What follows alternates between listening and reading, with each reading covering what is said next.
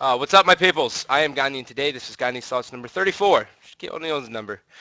Sorry, I'm a little bit late. It's only like a minute or so, but the reason I was late was I was getting DMAC locked in for a spot to come on Gandhi's podcast sometimes this week because no one knows what DMAC does. I don't even know what he does anymore, and I haven't talked to DMAC in forever, so I started off by leaving him a 4-minute voicemail that included absolutely nothing. It was just the sound in my pocket. So that's why I was late. So I apologize again. But now, so I want to get into a topic today, and I had no idea what I wanted to discuss at fucking all. But I luckily I shot it out to the viewers and my followers, and I said, hey, what do you guys want me to talk about? And they said coaches. Now, coaches is coaches in the Halo scene is a lot different than coaches you're going to see in traditional sports now. In traditional sports, the coach is going to be the one. So here's the background of coaches, right? In traditional sports, coaches are going to be the ones making the plays. They're going to be picking the rosters. They're going to be calling the plays. They're going to be pulling people in and out, all that stuff. They're going to be upping the morale. Those kind of things. That's what a coach does in a normal sport, in a traditional sport. Now in Halo, they're not really a coach, right? I think Diesel said it best from Pulse Esports. He said he's a coordinator. And I think that really makes sense because it's not like he's calling the plays because no one knows the game better than the pro players, period. They know what they're doing a lot better than any coach is ever going to know. That's why you see a lot of coaches who are former players. Like you have Clutch, who was on Status Quo at the last event. Like he's a person who can say, all right, guys, rotate the flag this way or move the ball that way. And Towie was another one, and Diesel's one who, when the player actually plays the game, they're able to be like, okay, they're going to spawn this side, right? And so then your teammates, it takes it away from any thinking, those kind of things. It alleviates that burden from them. But coaches as a whole, right? Like this is, I wanted to kind of stir the pot here because everyone only talks about the good coaches, right? And the good coaches are very few. I think there's probably three. In my lifetime, I think I've probably seen six. Well, let's see. I'm going to give my story with coaches too, because my team was one of the first reasons why we were one of the first teams to ever pick up a coach. Good coaches throughout history. Triple X was good. Lammy from Straight Rippin' was good. Mazik was really, really good. I think he actually has the most national championships. Towie was good. Diesel's good. Bravo obviously was good. I don't. Those are really the ones who stick out. And there should be more coaches there, and I'm sure you're gonna have those people like who the guy who used to coach Straight Rippin' like Small. I think his name was Small. Like, get out of here, man! Like you're not even like a respected coach. Get the fuck out of here. You have a lot of these people who like are like, oh yeah, well I'm a coach of this team, but they don't actually do that much at all. And that's like the main problem I see with coaching. Coaching is taken so lightly, and it's such a joke to me because it makes the good coaches look worse than what they really are. Like a coach is a very, very important key to a team, and there's just so many people. I mean, just they're coaches for no fucking reason. They're just like, oh, well, I want to go to the event. I'll coach. Yeah, yeah, it works for me. Like, no, get the fuck out of here. That's not how it works. Coaching is something that should be taken seriously, not like as this joke, right? But it happens, and it's so apparent when it happens that it's almost like appalling in its own way, and I hate it. I hate seeing it, but you know what? It's how it works, because people are like, oh well, maybe I'll just be a coach for this event. Like I played, I don't know, handful of games. I'll be good to go. Like no, get the fuck out of here. I hate people like that. There's so many, and the worst part is the people who do that are the ones who are self-entitled about being a coach. If you talk to the good coaches. I know there was a time where back in the day where Mazik and Towie were petitioning to have coaches have points for the MLG scene that would add to, that it would add to like the team for a higher rating. It was like, no, that's not how it works. But if you look at all the good coaches that I named off, none of them were self-entitled, man. None of those guys have a false sense of ego just because they're a coach of a team. But when you look at all the shit ones, like when you look at all the bad coaches out there, you see it stapled on their face. They're like, "Oh, I'm really good at this. Oh yeah, I'm a coach. You can't touch this. I am so good. I am a celebrity because I am a coach. But really, I don't know anything about the game, and I'm just here for looks." It's just so bad. Another coach who I think actually is learn. There's two coaches who I think have like potential to actually do something. And that's 6'10" isn't bad. I think his communication kind of sucks. But what 6'10" brings to Severance is that, he kind of does what Bravo kind of did back in the day with Triggers Down. Like he's going to try to attract them sponsors. He's going to try to, make sure they can always get out to events, which, that's awesome. That's definitely something you want to look for in a team. But then on the other side, Spike Mouth. Spike Mouth, I think he gets coaching. I think he just I don't know. I didn't get to really listen to their extra listening at all at the Nashville event, so I don't have much experience. But I know he's going about it right. So let's talk about coaching here. And I know a lot of people are kind of like, where the fuck are you going with this?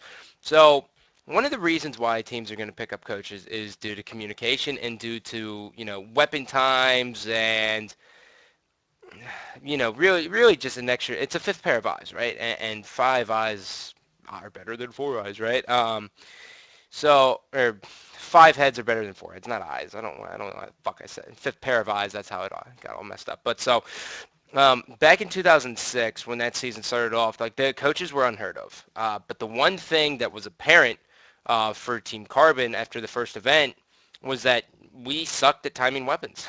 How the sniper used to work back in Halo 2 was when it dropped off the map or when it ran out of ammo and it completely got taken off the map, when it finally reset, when it erased its existence from the map.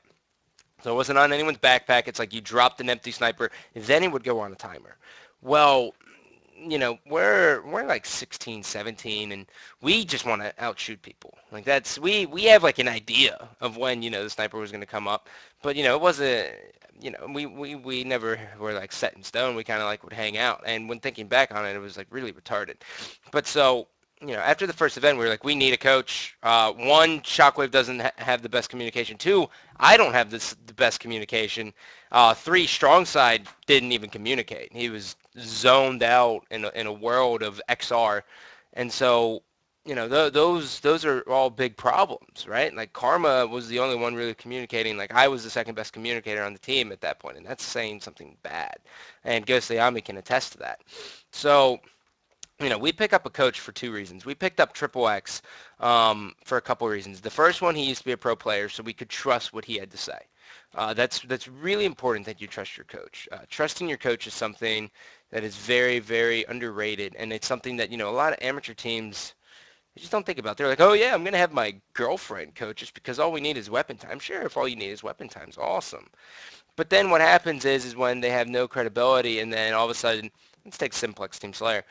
Let's say you get the overshield at 847, and then, you miss it at 647, and the enemy team gets it at like 641, and your coach is like, oh yeah, all right, guys, 10 seconds out, we have overshield, 10 seconds out, and they do the fucking NASA. 10, 9, 8.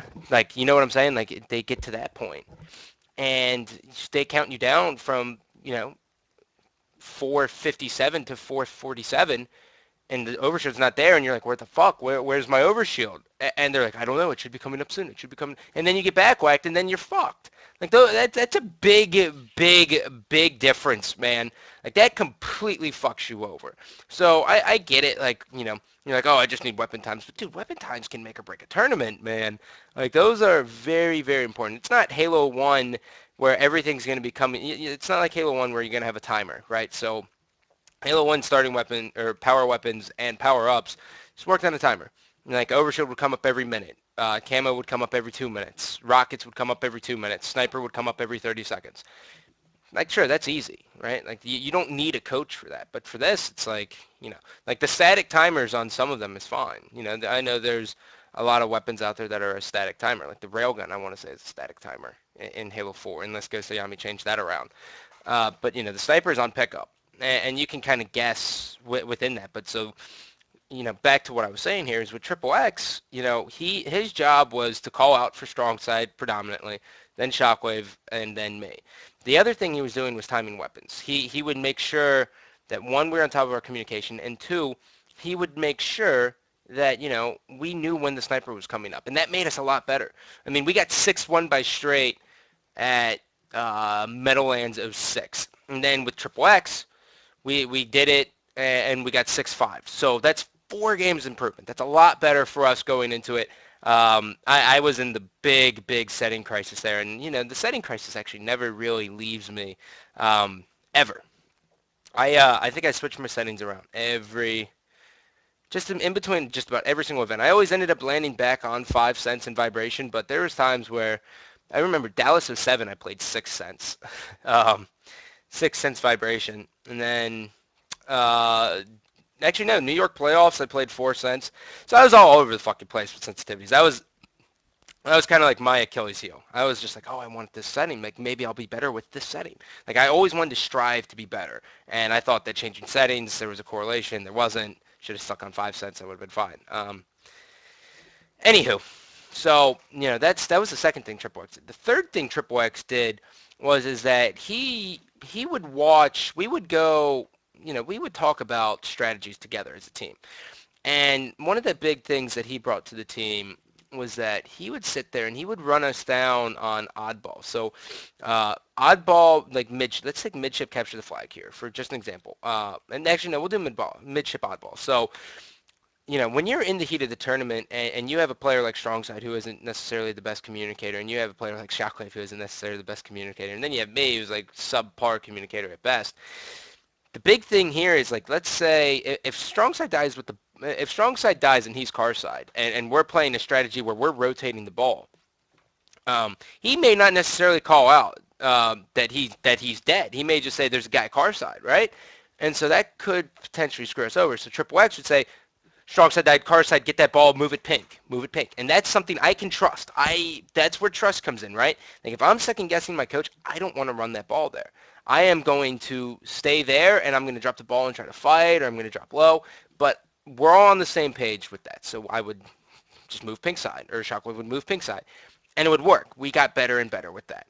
Now, after Dallas '06, we didn't lose to straight ripping again for the rest of the season.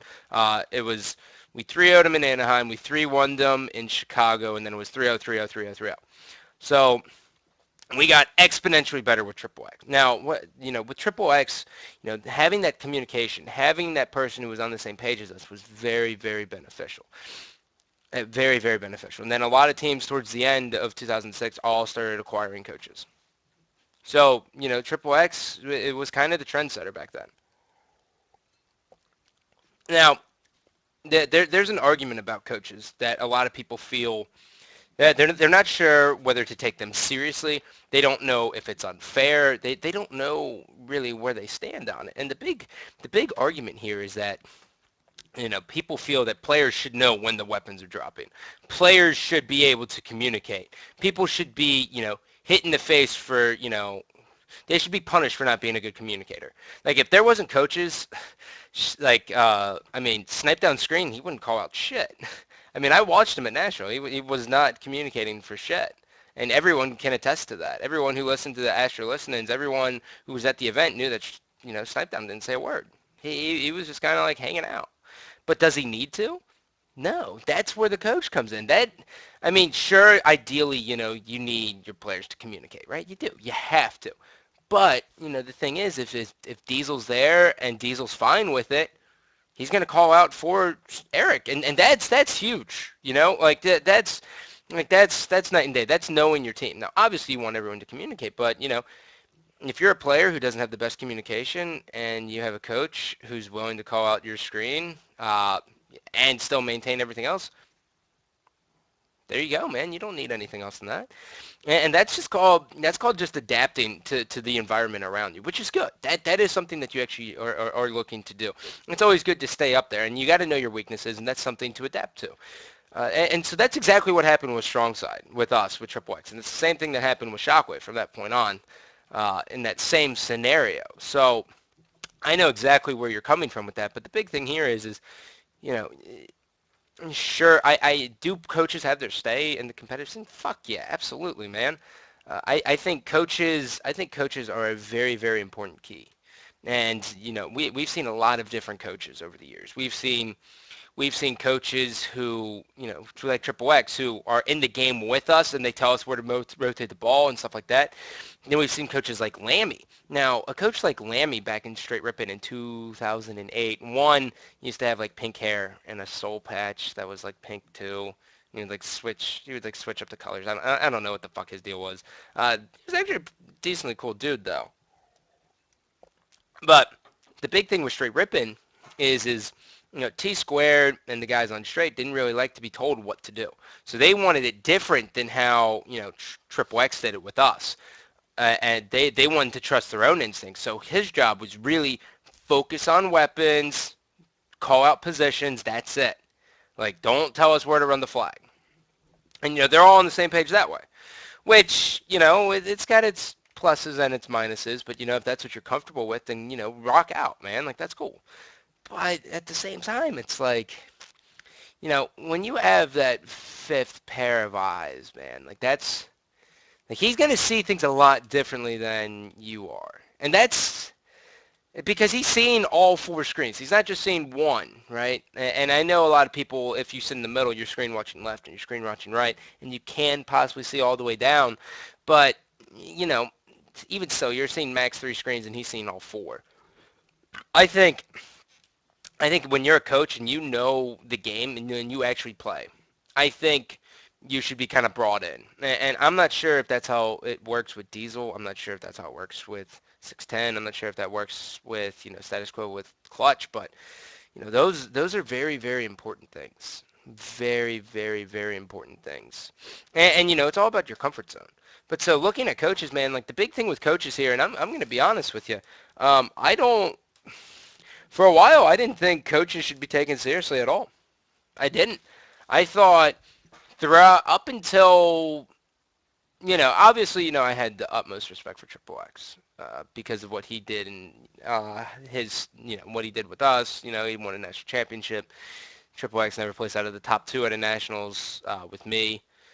So, he has a good track record. But like, some of these other coaches, man, like I know everyone knows even at AGL Nashville, dude, like I was walking, I would like walk out of the booth and I would walk to go outside and there's like coaches everywhere. And I'm just like, what the fuck are you bringing? What can you possibly be bringing to this table right now? You know what I'm saying? Like it's weird. It's kind of eerie almost like what they're bringing to the table. Because I know for the most part nine times out of 10 an amateur coach is either a person's girlfriend or if it's an all-girl team boyfriend or B they just want to go to the event so they're hanging out and yeah sure they may have some understanding of the game but that's it. That's not what a fucking coach is, man. Not what a coach is. A coach one should be called a coordinator, as Diesel would say. I agree with that statement 100%. But like you have to trust your coach. If you don't trust your coach, you're wasting your time completely with the guy. If you don't think that he has an understanding of what you're capable of, and you don't think he's good at math or can start and stop a timer, get him the fuck out of there, man. It's just gonna hurt your experience. And to be honest, all of those a direct stab to everyone out there. If you use coaches to just get like sponsors and you don't actually bring anything to your team, you're a scumbag. I have absolutely no respect for you. And that's I can't stand people like that. Like Bravo still brought something to the table. Bravo knew the game. Bravo got sponsors for his team as well as himself. He was like a walking billboard, dude. But he would also set up lands. He also got them to go out to the land network and stuff. Like that's huge. That makes it big, okay? He also would make videos of them and throw it up there and make them like a household name. That's big. But he also knew the fucking game, right? So all you people out there who are just like coaching for no fucking reason, like get out of here. I don't want you here. I really don't. I think you're ruining the scene because when you hear that there's a video game coach and you're in the general public, everyone's gonna laugh at you. You're gonna be like, you need a coach for video games. What does he call the plays? And you're like, no, he doesn't call the plays. He just kind of calls things out in case no one's there. It gets weapon times, and they're gonna be like, oh well, isn't it like easy to do? So you bad eggs in the community, which there's way more than there should be. Just get out. Honestly, I don't, go back to playing and getting out second round of winners bracket and second round of losers bracket. Like you're making the coaches out there who are actually talented look worse because you're making them look worse. And I can't. There's so many coaches I used to see that would just like use the event as like a party. And they're like, oh yeah, well I get to crash in this room, so we're gonna hang out, we're gonna boost Friday night, we're gonna boost Saturday night, bro, and then probably boost fucking Sunday night. And I'm like, dude, you're a tool. You have a tournament this weekend. You're supposed to be working with your team, not hindering them by coming in late. And yeah, and it's so apparent, and it sucks. But so looking at the real good coaches here, like if you actually want to be a coach, which that's it's well, with the scene the way it is, I wouldn't say you're gonna be like you're gonna have like the best luck getting recognition. I mean, obviously Diesel kind of is starting his own trend with the whole 10, 9, 8. Like that's like everyone knows Diesel is NASA. Like that's changing something. That's changing the game. That's creating a meta, and that's something that's really really cool. But like you're not going to get the best recognition until the scene really starts taking back off. Like back in MLG days, coaches got a good rap. A lot of them did, and the problem was is a lot of people who didn't deserve the good rap got the good rap. Like the only one who comes to mind is Small.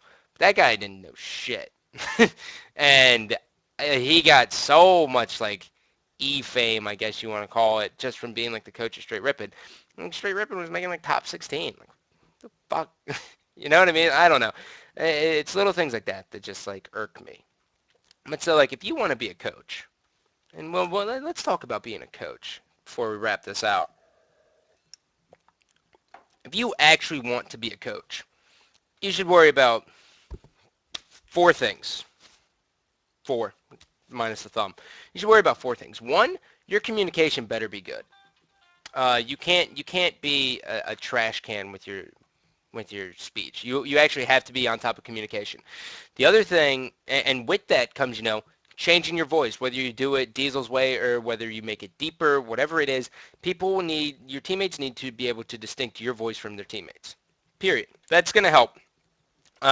Luckily, a lot of people are young in this scene, so if you're a little bit older, your voice is going to be more distinct. Fucking salute. Second thing, learn the maps. Learn the maps. And when I say learn the maps, I'm not talking about, oh, well, walk around and find out where the rockets are. No, no, no, no, no, no, no. You want to take coaching to the next level. And I know, like, Boss Nasty's probably going to, like, sit back and be like, I've already taken coaching to the next level. I can prove that. And I want to fucking BAM! Right? But, erasing him from any, recent memory, if you want to take coaching to the next level, in this game, there's your presence on the map creates a spawn influence, right?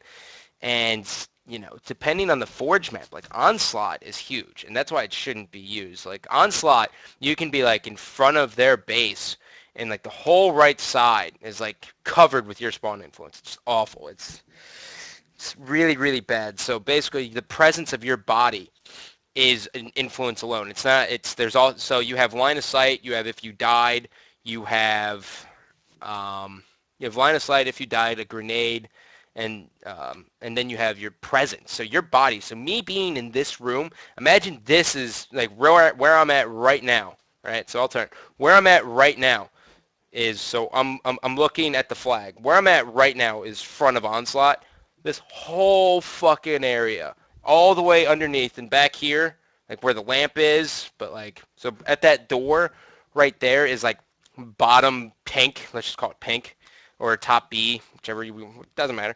All of that, my spawn is going to be covering. That's fucking huge. That's why the map can't be used. But so on other maps, your spawn influence your spawn influence and everything like that, and your line of sight. If you're a really good coach and you know the game and you'll be able to predict spawns, at least relatively, right? Like of course you're going to have split spawns, but you know what? If you see that Let's take Skyline, right?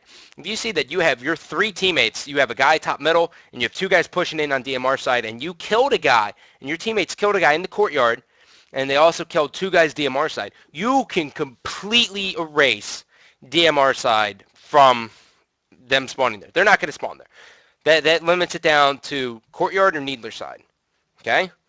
That's big. That is a big thing. Now, players aren't going to always remember where they kill their teammates. They're not. Or not kill their teammates, kill their enemies. They're not going to remember that. So if you can keep track of that and be like, okay, that's like a -4 influence right there. There's very rare he's going to spawn there. And you're overloading DMR side, you can just be like with the quickness, run it DMR, run it DMR. Bam! Motherfucker, now you're all on the same page. That's something that Triple X would do, right? And he would take in consideration like where we were on the map, and then he would tell us to move the flag that way. And then that helps because then, it's mindless. You can then hear it and then you act and you don't have to press X, but you run over the flag and you got the fucking pistol and, you're doing your thing. Then you can run a DMR. That's how you can kind of up it. So learn the maps, okay?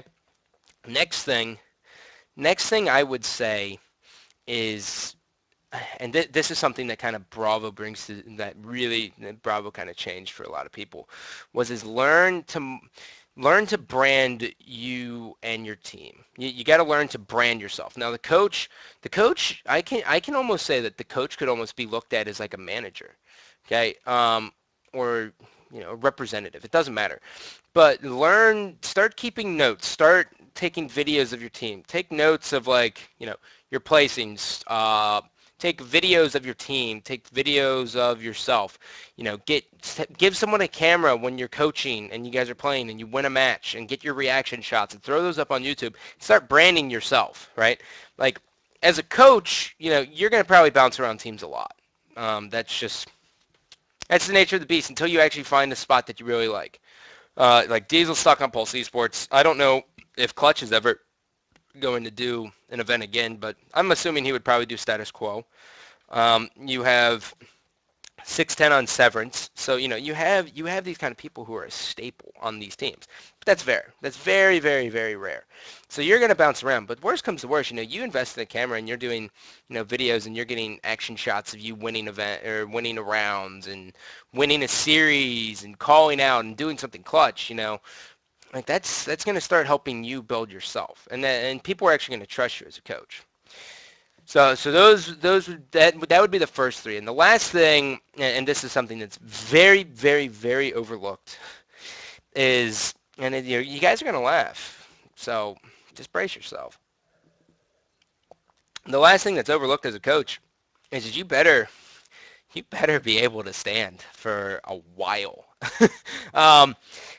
I don't, there's times, like think about those losers bracket runs, those miracle losers bracket runs.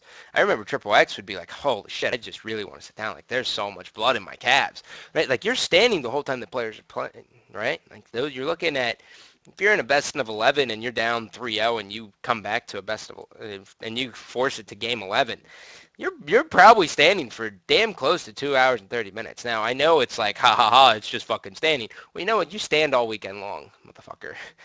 Some of these venues you're not going to have seats. So you're going to be standing all weekend long. So get used to standing. Get used to standing. And last but not least, something that is the trick of a trade that's hilarious to do. And this is what I'm going to end on here. One of the funniest things in the world to do is, as a coach, is my Triple X used to do it. And my brother, when he actually coached me and Carbon at Meadowlands '08, did this. It's hilarious. What you do is so let's say you get the overshield on Simplex at 647, right? And the enemy team's all dead. The coach will have no fucking clue when it came up, right? Because when you're dead, you have that death screen. Like, there's a chance he's got to guess. Okay, so now when the overshield's getting ready to come back up, let's say it comes up at 647, okay? Well, at 657, 10 seconds before that, so 707, right? So at 707, my brother and Triple X both used to do the same thing. They used to be like, they would make their voice a little bit louder. And this is going to fuck with the enemy's head. There's no soundproof boost, dudes. You guys got to use this shit to your advantage. They would literally scream at the top of their lungs, 10 seconds to overshield, and then you would literally see, you would hear it. We didn't use headphones, but you would hear, the enemy team take notice of that, and they would be like, all right, guys, get in position for overshield, and they would get to the overshield, like TS Beaver Cricket happened so many times. They would get to the overshield 10 seconds before. And I would laugh at them, and we would bait the shit out of them. We would get an easy kill just because of a fucking mind game, man. And so, like those little things really, really pay off. So, you get them off by 10 seconds, you get in that coach's head. He has no idea when overshield's coming up. And then when it finally happens and it comes up, because you have the little pod, obviously, he's going to get a time. But you get it again, and then you can delay it by a couple seconds, and he's going to forget. Most people get so caught up in the heat of the moment that they don't know that they can actually get out-coached. You can get out-coached, which is something that's crazy to think about. Like, a team can actually get out-coached. If you scream loud enough that, like, overshield's coming up, or get ready for rockets are dropping at X time, and the other team has no idea, you're going to beat the living shit out of them and make them look retarded, and they're going to be embarrassed. Like, it's something I haven't seen in a very long time. But so if you're a coach, make false times, fake times, but tell your team in advance. Be like, do the D's will be like, hey guys, I'm faking the rocket times, or hey guys, I'm faking the overshield time. Bam, and then you go, 10 seconds for overshield, get ready. And then your teammates, are like, okay, whatever. Let's see if anyone goes for it. And then, here he is, bam, done. Rest in pieces. So that's kind of like my little story on coaching here. I think if you want to be a coach, it's definitely, you can be respectful, but there's a lot of bad eggs out there, and I really don't even want you in the fucking community because you're a disgrace to the ones who are good. Other than that, this is going to go up on YouTube. If you ever want me to cover anything, my email's in my Twitter bio. And other than that, thanks for tuning in. Love you. Peace.